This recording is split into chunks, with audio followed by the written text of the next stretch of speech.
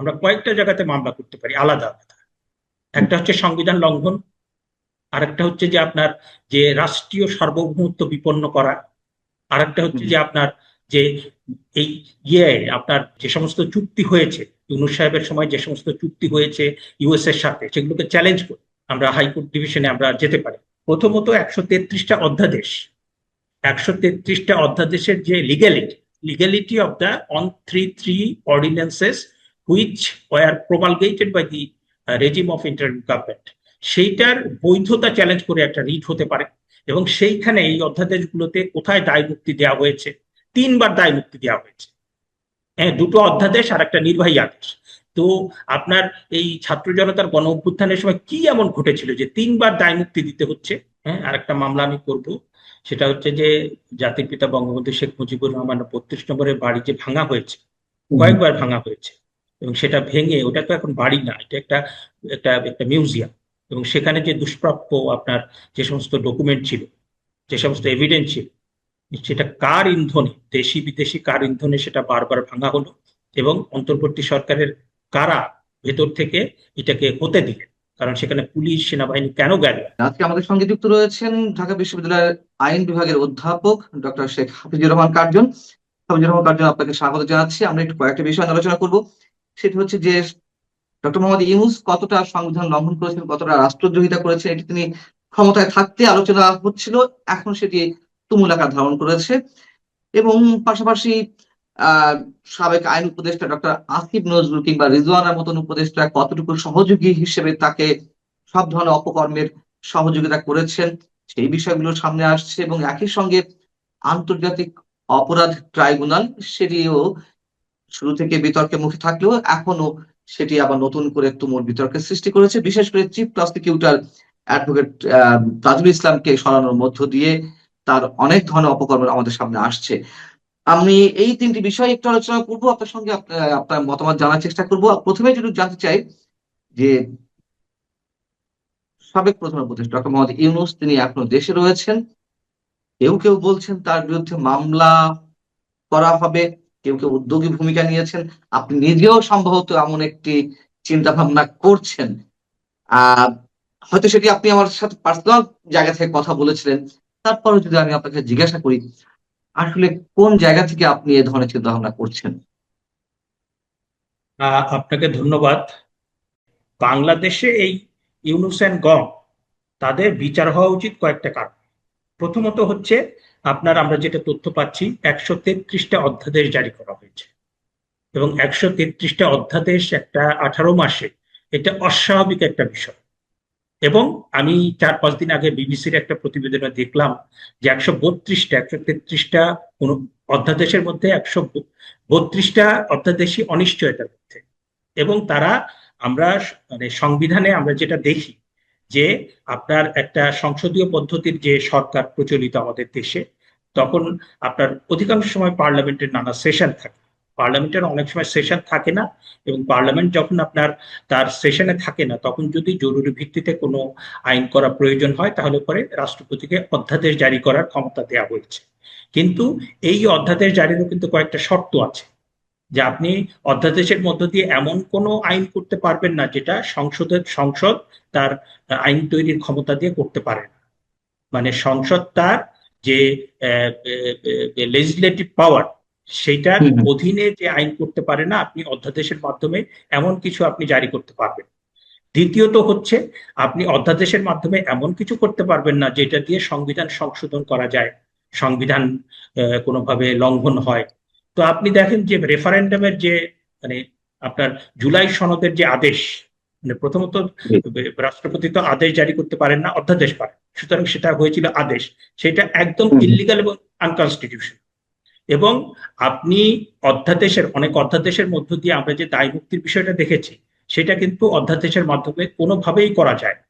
এবং এই যে আপনার ইউনূস সাহেবের যে অসাংবিধানিক অবৈধ যে সরকার, প্রথমত সরকারটার গঠিত হয়েছিল ডক্ট্রিন অফ নেসেসিটি, মানে 5ই আগস্টের পরে কোনো প্রধানমন্ত্রী নেই, সরকার নেই, এখন দেশটা কে পরিচালনা করবে? এবং তখন কিন্তু বাংলাদেশের একদম নিরঙ্কুশ মানুষ, তারা বলেছিল যে ডক্ট্রিন অফ নেসেসিটির ওইটার ওই আইনের ওই তত্ত্বের অধীনে এই সরকার গঠিত হোক। কিন্তু 3 থেকে 6 মাসের ভিতরে যা শুরু করলেন তারা, তাতে করে কিন্তু মানুষ খুব বিরক্ত হয়ে গেল। এবং আমি তারপরে আমরা একটু প্রশ্ন দেখলাম যে করতে তারা, চাচ্ছিলাম, ডক্টর শেখ হাফিজুর রহমান কার্জন, আহ, এদের বিচারটা করবে কে? মনে করেন যে মামলা আপনি করলেন, আপনি কি আদৌ আসলে করতে চান, মানে কোনো ধরনের মামলার করার প্রস্তুতি নিচ্ছেন? একটু যদি জানাতেন দর্শকদের, মানে সে ধরনের কোনো ইচ্ছা আছে কিনা। আমার মনে হয় যে আমাদের ইচ্ছা তো আছেই। আমি যেটা চাই যে আপনার বিভিন্ন শ্রেণী পেশার যারা ভুক্তভোগী, কারণ আপনার গত 18 মাসে কিন্তু হাজার হাজার মানুষ নানাভাবে, কেউ মব সন্ত্রাসের শিকার হয়েছেন, কারো বিরুদ্ধে মিথ্যা মামলা হয়েছে, কারো চাকরি চলে গিয়েছে। তো এই যে আপনার মানে হাজার হাজার মানুষ যে ভিকটিম হয়েছে, এমনিতেই মামলা হবে। আর আমরা যদি মামলা করি তাহলে আমরা একটা গ্রুপ অফ প্রফেশনালস, হ্যাঁ, বিভিন্ন শ্রেণী পেশার মানুষ, আমরা কিছু নির্দিষ্ট বিষয়ে আমরা কিন্তু মামলা করি। একটা আমি বললাম 133টা, দ্বিতীয়ত হচ্ছে 106 অনুচ্ছেদ। 106 অনুচ্ছেদে যে রেফারেন্সটা হুম, নেওয়া হয়েছে, অন্তর্বর্তী সরকারের পক্ষ থেকে তার আইনে উপদেষ্টা বলেছিলেন যে এটা আপনার রাষ্ট্রপতির কাছ থেকে আনা হয়েছে এবং আপনার সুপ্রিম কোর্ট সেটা দিয়েছে। কিন্তু আমরা পরবর্তীতে সেনাবাহিনী কর্তৃক যে তালিকাটা প্রকাশিত হলো, যে হুম, হুম, সেনানিবাসে কারা কারা ছিলেন, সেখানে আমরা দেখলাম যে সাবেক প্রধান বিচারপতি ওবায়দুল হাসান এবং আরেকজন অ্যাপিলেট ডিভিশনের বিচারপতি এনায়েতুর রহিম, তারা সেনাবাহিনীতে ছিলেন। এবং সেই প্রশ্নটা উঠেছে 106-এর যে রেফারেন্সটা কে হুম, সই করবে, এবং সেই প্রশ্নটা উঠেছে খুব মানে প্রচন্ড ভাবে, শক্তিশালী ভাবে, এবং এই জালিয়াতিটা কে করেছে। এবং আপনি দেখেন যে সুপ্রিম কোর্টের প্রধান বিচারপতি সহ অ্যাপিলেট ডিভিশনের 5 জন বিচারপতিকে মব করে অপসারণ করা হয়। তারপরে আপনার 2024 সালের 16ই অক্টোবর বৈষম্য বিরোধী ছাত্ররা তারা আপনার দলবাজ, দুর্নীতিবাজ, ফ্যাসিস্টের দোসর বিচারকদের পদত্যাগ করতে হবে, এবং তার জি। পরের দিন আপনার 12 জন বিচারককে তাদের আহ, মানে তাদেরকে বলা হলো তাদেরকে আর কোনো বেঞ্চ দেওয়া হবে না।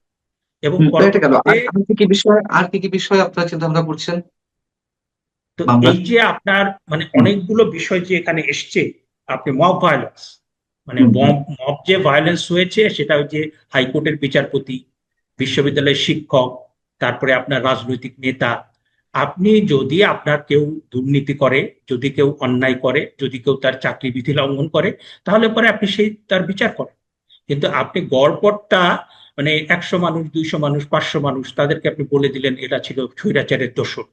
এবং আপনি দেখেন যে 2024 সালের 16ই অক্টোবর, না 2000 আপনার 2025 সালের 10ই জুলাই আপনার 18 জন বিচারককে, জুডিশিয়াল সার্ভিস কমিশনের 18 জন বিচারককে বাধ্যতামূলক অবসর দেওয়া হয়। এখন এই যে 18 জন বিচারক, মানে এরা বিসিএস পরীক্ষা দিয়ে বিচারক হয়েছেন। এখন আপনি একজন বিচারক, একজন পুলিশ কর্মকর্তা, একজন শিক্ষক, একজন সাংবাদিক, আপনি তো তাদেরকে যে স্বৈরাচারের দোষর ছিল কিংবা ওই দলের সমর্থক, এই ট্যাগ দিয়ে তো আপনি তাকে মানে পদচ্যুত করতে পারেন না।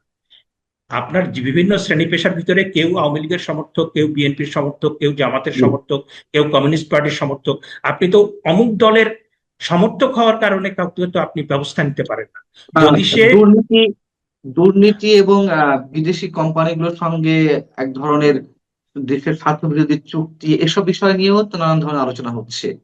এবং উপদেষ্টাদের যে হাজার হাজার কোটি টাকা দুর্নীতি বা বিদেশ টাকা পাচার, এগুলো তো নানানভাবে আলোচিত হচ্ছে।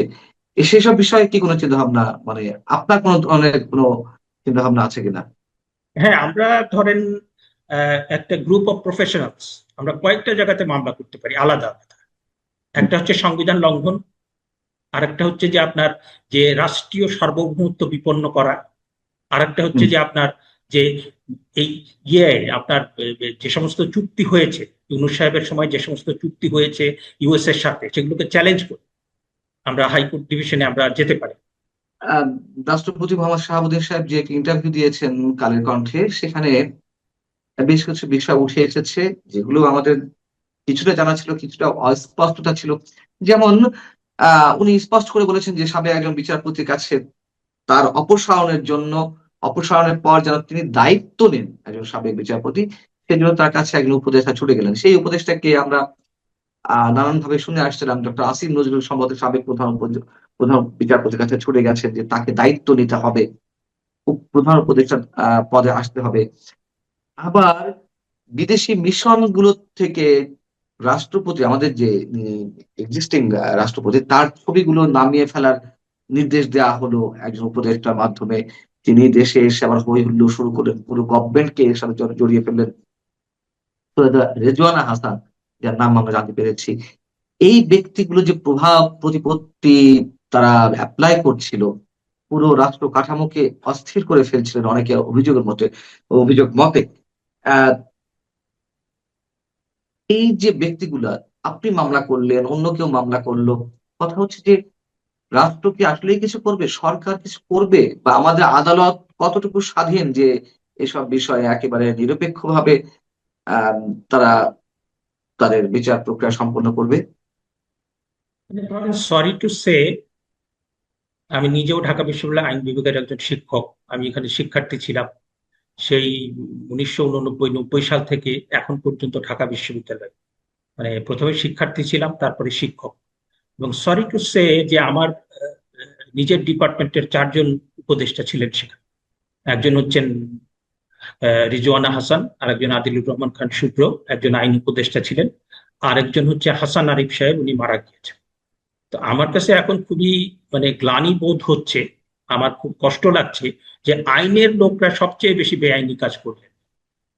মানে যারা আইনের লোক তারা সবচেয়ে বেশি বেআইনি কাজ করলেন, একই সাথে তারা সবচেয়ে বেশি মানে মব ভায়োলেন্স, মব জাস্টিস তাদের ইন্ধনে হয়েছে বলে আমরা অনেকগুলো জায়গায় প্রতিবেদন প্রকাশিত হয়েছে। এই যে পাওয়ারফুল উপদেষ্টা যারা, তাদের ইন্ধনে বিভিন্ন জায়গাতে মব জাস্টিস হয়েছে। এবং আপনি দেখেন বাংলাদেশের ইতিহাসে মব জাস্টিসের মানে যে বিস্তৃতি, যে নৃশংসতা আমরা দেখলাম, সেটা কিন্তু একদম নজিরবিহীন। এবং আপনি বাংলাদেশের সর্বোচ্চ আদালতের প্রধান বিচারপতি সহ 5 জন যে বিচারপতি, পরবর্তীতে হাইকোর্ট ডিভিশনের 12 জন বিচারপতি, মানে এদেরকে অপসারণ করা হয়েছে আপনার মব জাস্টিস দিয়ে। এবং আরো অনেক জায়গায় মব হয়েছে। এবং এই যে আপনার মানে এই যে খারাপ দৃষ্টান্তগুলো স্থাপিত হলো, তার পেছনে তো আমরা শুনতে পাচ্ছি আইনের লোকজন। যে প্রশ্নটা ছিল যে সরকার কি তাদের বিরুদ্ধে কোনো অ্যাকশনে যাবে, সরকারের তেমন কোনো সদিচ্ছা রয়েছে, অথবা আমাদের বিচার বিভাগ, বিচারপতিরা, আমি যদি খোলামেলা ভাবে বলি যে তারা কতটুকু স্বাধীন যে তারা মামলা করে এই মামলার বিচার কাজ স্বাধীনভাবে পরিচালনা করতে পারবে? মানে বিচার আসলে কতটুকু মানুষ পাবে? মামলা না হয় করলেন কেউ কেউ, কিন্তু বিচার, প্রকৃত বিচার কতটুকু পাওয়া যাবে? এখন ধরেন যে সরকার নিজে উদ্যোগী হয়ে তো অনেক কিছুই করতে পারে। আবার কেউ যদি সরকারের কাছে আপনার আবেদন করে, কিংবা সরকারের কাছে দাবি জানায়, কিংবা আপনার উচ্চ আদালতে গিয়ে মামলা করে, সেক্ষেত্রেও পারে। আপনি দেখেন যে আমাদের এখন মাননীয় স্বরাষ্ট্র মন্ত্রী সালাউদ্দিন সাহেব, উনি কিন্তু 1 সপ্তাহের ভিতরে মানে ক্ষমতা নেওয়ার 2-3 দিনের ভিতরে তিনি বলেছেন বাংলাদেশে আর কোনো মব ভায়োলেন্স চলবে না। এবং তিনি বলেছেন যারা মব ভায়োলেন্সের শিকার হয়েছেন তারা সবাই মামলা করে। এবং আপনি দেখেন যে ওই আওয়ামী লীগ সমরের আওয়ামী লীগ সরকারের আমলে যে সমস্ত মিথ্যা মামলা হয়েছিল, এবং আপনার এই গত অন্তর্বর্তী সরকারের আমলে যে হয়রানিমূলক মামলা হয়েছিল, তিনি বলেছেন এটার তালিকা। তো এইটা তো সরকার নিজে উদ্যোগী হয়ে অনেক কিছু করতে পারে। আবার যদি সেটা সরকার না করে, তাহলে সরকারের কাছে যদি আবেদন করা হয়, কিংবা আপনার কেউ যদি, যেমন ইতিমধ্যে রেফারেন্ডামকে চ্যালেঞ্জ করে একটা রিট হয়েছে, হ্যাঁ, তো এইটা তো নানা পদ্ধতি আছে, নানা পদ্ধতি আছে, এবং সেটার মধ্য দিয়ে কিন্তু, এবং আমি যেটা বলেছি যে প্রথমত 133টা অধ্যাদেশের যে legality of the on 3 ordinances which were promulgated by the regime of interim government, সেইটার বৈধতা চ্যালেঞ্জ করে একটা রিট হতে পারে। এবং সেইখানে এই অধ্যাদেশগুলোতে কোথায় দায় মুক্তি দেওয়া হয়েছে, 3বার দায় মুক্তি দেওয়া হয়েছে। হ্যাঁ, 2টো অধ্যাদেশ আর একটা নির্বাহী আদেশ। তো আপনার এই ছাত্র জনতার গণ অভ্যুত্থানের সময় কি এমন ঘটেছিল যে 3বার দায় মুক্তি দিতে হচ্ছে? 90-এর যে গণ অভ্যুত্থান হয়েছে, 69 সালে গণ অভ্যুত্থান হয়েছে, সেখানে তো দায় মুক্তির প্রশ্ন আসেনি। তারা কি রাষ্ট্রীয় মানে তারা নাশকতা করেছেন, তারা কি পুলিশ হত্যা করেছেন, তারা কি এমন কিছু করেছেন যেটার দায় মুক্তির প্রয়োজন হলো? আমরা তো অনেক গণতান্ত্রিক আন্দোলন দেখেছি, কোনো আন্দোলনের তো দায় মুক্তির প্রয়োজন হয়। আমি তো আরেকটা মামলা আমি করব। হ্যাঁ, আরেকটা মামলা আমি করব।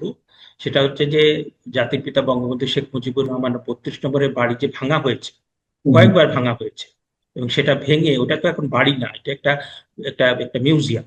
এবং সেখানে যে দুষ্প্রাপ্য আপনার যে সমস্ত ডকুমেন্ট ছিল, যে সমস্ত এভিডেন্স ছিল, সেটা কার ইন্ধনে, দেশি বিদেশি কার ইন্ধনে সেটা বারবার ভাঙা হলো, এবং অন্তর্বর্তী সরকারের কারা ভেতর থেকে এটাকে হতে দিলেন, কারণ সেখানে পুলিশ সেনাবাহিনী কেন গেল, সেটার বিষয়ে আমি কিন্তু একটা মামলা। আমি একটু আপনাকে জানতে চাচ্ছিলাম যে এই যে প্রসিকিউশন টিম, সেই প্রসিকিউশন টিমের কার্যধারা নিয়ে, তাদের আর্গুমেন্ট, তাদের সাক্ষ্য সুবাদ নিয়ে নানান ধরনের প্রশ্ন প্রথম থেকেই ছিল আন্তর্জাতিক অপরাধ ট্রাইব্যুনালে। তো আমরা দেখলাম যে অ্যাডভোকেট তাজুল ইসলাম, যে চিফ প্রসিকিউটর, তাকে তার পদ থেকে সরিয়ে দেওয়া হলো, নতুন চিফ প্রসিকিউটর নিয়োগ দেওয়া হলো। এর আগে পরে তাদের বিরুদ্ধে নানান ধরনের অভিযোগ উঠছে, যেমন চৌধুরী আব্দুল্লাহ আল মামুন, সাবেক আইজিপি, শেখ হাসিনার বিরুদ্ধে রাজসাক্ষী হয়েছেন, তার কাছ থেকে নাকি অঢেল পরিমাণ টাকা নিয়ে তাকে রাজসাক্ষী করা হয়েছে তাকে খালাস দিয়ে দেওয়ার জন্য। এরকম আরো বেশ কিছু মামলায়, চানখারপুরে একটি মামলায়, কিংবা আশুলিয়া লাশ পোয়ানো মামলায়, এরকম অনেক কিছু হয়েছে। এই যদি অবস্থা হয়, এবং এই এই অভিযোগগুলো খোদ প্রসিকিউশন টিমের অন্যান্য সদস্যদের মুখ থেকে আসছে, যদি এটি হয়, তাহলে এই এই বিচারিক প্রক্রিয়ার ভবিষ্যৎ কি হতে পারে, কি মনে হয় আপনার? দেখেন, আমাদের এখানে লয়ের ভেতরে আহ, গত 20, 25, 30 বছর ধরে যে এমার্জিং ডিসিপ্লিন, সেটা হচ্ছে জেনোসাইড স্টাডিজ। এবং আমি অল্প বিস্তর পড়াশোনা আছে, আমি জেনোসাইড স্টাডিজ মানে সেন্টারের পরিচালকও ছিলাম। আমি এটা বারবার বলেছি যে শেখ হাসিনা এবং বাকিদের যে বিচার হচ্ছে, এটা আইসিটির মামলা না, এটা পেনাল কোডের হুম, মামলা। কারণ ওই 5ই আগস্ট, জুলাই আগস্টে যে পরিস্থিতি ছিল, সেটা কোনো যুদ্ধ পরিস্থিতি ছিল না, সেটা কোনো গৃহযুদ্ধ ছিল না। মানে আন্তর্জাতিক অপরাধ হওয়ার জন্য যে পরিস্থিতি কিংবা এলিমেন্ট দরকার, সেটা সেখানে নাই। সেটা হচ্ছে হুম, যে একটা সরকারের বিরুদ্ধে জনগণ ক্ষুব্ধ হয়েছে, আন্দোলন চলছে, সেখানে আপনার যারা আইন প্রয়োগকারী সংস্থা, তারা গুলি ছুড়েছে, মানুষ মারা গিয়েছে, এটা ডোমেস্টিক ক্রাইম। এবং সেক্ষেত্রে রাষ্ট্রেরও কিন্তু যুক্তি থাকবে। আপনি যখন এই সমস্ত মামলা আপনি যখন বিচারিক পর্যায়ে নেবেন, তখন কিন্তু যারা প্রধানমন্ত্রী ছিল, আইজিপি ছিল, তারপর স্বরাষ্ট্রমন্ত্রী ছিল, তারাও কিন্তু বলবেন যে মাননীয় মাই লর্ড, এই পরিস্থিতিতে আমি শক্তি প্রয়োগ করেছি। এবং পেনাল কোড, পিআরবি, তারপর অন্যান্য যে সমস্ত আইন আছে, সেখানে কিন্তু আপনি হুম, যদি কোনো জনতা উচ্ছৃঙ্খল হয়ে যায় এবং তারা যদি রাষ্ট্রীয় সম্পত্তি নষ্ট করতে থাকে, মানুষের জানমালের নিরাপত্তা লঙ্ঘিত হয়, তাহলে পরেই কিন্তু সেই মানে শক্তি প্রয়োগটা বৈধ। এটা কিন্তু মানে জাতীয় আন্তর্জাতিক সব জায়গায় বৈধ। এবং আমি বারবার বলেছি যে আইসিটি যেটা গঠিত হয়েছে, সেটা পুরোপুরি অবৈধ। যে আইসিটি আইন এবং যেটা ট্রাইব্যুনাল করা হয়েছে, এটা শুধুমাত্র 1971 সালে যে আন্তর্জাতিক অপরাধগুলো হয়েছে, সেটার ক্ষেত্রে প্রযোজ্য, এইটার ক্ষেত্রে কোনোভাবেই প্রযোজ্য না। এবং দ্বিতীয়ত, তাজুল সাহেবের যে appointment as the chief prosecutor, এইটাও অবৈধ। কারণ তিনি যে আইসিটিটা ছিল আগে, যে আপনার জামাত এবং 1971 সালে যারা মানবতা বিরোধী অপরাধ করেছেন, ওইখানে কিন্তু তিনি আপনার জামাতের পক্ষের আইনজীবী ছিলেন। এবং ওখানকার সবকিছু মেনেই কিন্তু বিচার প্রক্রিয়া তিনি পরিচালনা করেছেন। তিনি হুম। কিন্তু আবার এই যে নতুন আইসিটির যে প্রসিকিউশন হয়েছে, এটা লিগালি মোরালি কোনোভাবেই তিনি পারেন। যার ফলে এগুলো তো আছে, এই পাশাপাশি আইসিটির যে পাশাপাশি বিচার। এই যে টাকা টাকা লেনদেনের মাধ্যমে রাজসাক্ষী করানো, অনেক ধরনের এভিডেন্স রয়েছে যে বিটিভি ভবন, আমি বলিনি যে আবারও, এই যে হত্যাকাণ্ড, ধ্বংসযজ্ঞ, 2024-এর অভ্যুত্থানকে কেন্দ্র করে, এর দায় সরকার পরিচালনাকারী হিসেবে আওয়ামী লীগ অ্যাভয়েড করতে পারে না। কিন্তু তৃতীয় শক্তিও কি এর মধ্যে সবচেয়ে বেশি ইনভলভ ছিল, এটাকে অন্য খাতে প্রভাবিত করেছে। মেট্রো রেল, বিটিভি ভবন, কিংবা সেতু ভবনে কারা আগুন দিয়েছে, এই সাবেক ছাত্র সমন্বয়ক যে অনেকে স্বীকার করেছে আন্দোলনকে গতিশীল করার জন্য তারা এগুলো করেছে। পুলিশ হত্যাকাণ্ড নিয়ে অনেকে প্রতিযোগিতা শুরু করেছে, জামাতের কোনো কোনো নেতা, এনসিপির কোনো কোনো নেতা, আবার অন্যান্য দলের কোনো কোনো নেতা, তারা দাবি করছে, কৃতিত্ব দাবি করছে, আমরা পুলিশ হত্যা করেছি। এইসব এভিডেন্স থাকা সত্ত্বেও এই যে অ্যাডভোকেট তাজুল ইসলামরা যেভাবে সাক্ষ্য সুবাদ হাজির করছে ভুয়া ভাবে, তাদের বিরুদ্ধে কি অ্যাকশন হতে পারে? এইগুলো কি এভাবেই থেকে যাবে? না, বিষয়টা হচ্ছে যে আপনার জুলাই-আগস্ট মাসে আসলে কি হয়েছে।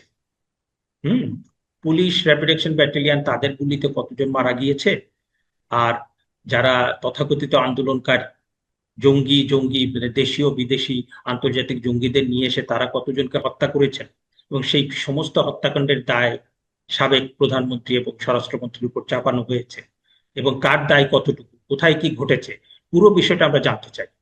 এবং আপনার পুলিশ তো হত্যাকাণ্ড হয়েছে, আপনার 450 বোধহয় আপনার থানা লুট হয়েছে, সেখানে অস্ত্র লুট হয়েছে এবং থানায় যে ডকুমেন্ট ছিল সেই ডকুমেন্ট নষ্ট করা হয়েছে। হ্যাঁ, সুতরাং পুরো বিষয়টা কিন্তু আমরা তদন্ত চাই এবং যার যেটা যেখানে দায় আছে তার সেখানে বিচারটা হওয়া উচিত। এবং আপনি ডোমেস্টিক ক্রাইমকে ইন্টারন্যাশনাল ক্রাইম বানানো যাবে না। আর আপনি জি। যদি কোনো বিচার হতে হয়, সেই বিচারটা হতে হবে ডিউ প্রসেস অফ ল। হ্যাঁ, আপনি বিচারের কথা বলবেন কিন্তু আপনি একটা প্রহসন করবেন, সেইটা তো হবে না। হ্যাঁ, আর মানে আমরা তো আসলে এমন একটা বাংলাদেশ চাই যে বাংলাদেশে আইনের শাসন থাকবে, যে বাংলাদেশে ন্যায় বিচার থাকবে, যে বাংলাদেশে জি। সোশ্যাল জাস্টিস থাকবে। আমরা তো সেই জন্যই আমরা সবসময় কথা বলি, আমরা সংগ্রাম করি। অনেক অনেক ধন্যবাদ অধ্যাপক শেখ হাফিজুর রহমান কার্জন আমাদেরকে সময় দেওয়ার জন্য। আপনি ভালো থাকবেন, দর্শক আপনারা ভালো থাকবেন। আল্লাহ হাফিজ।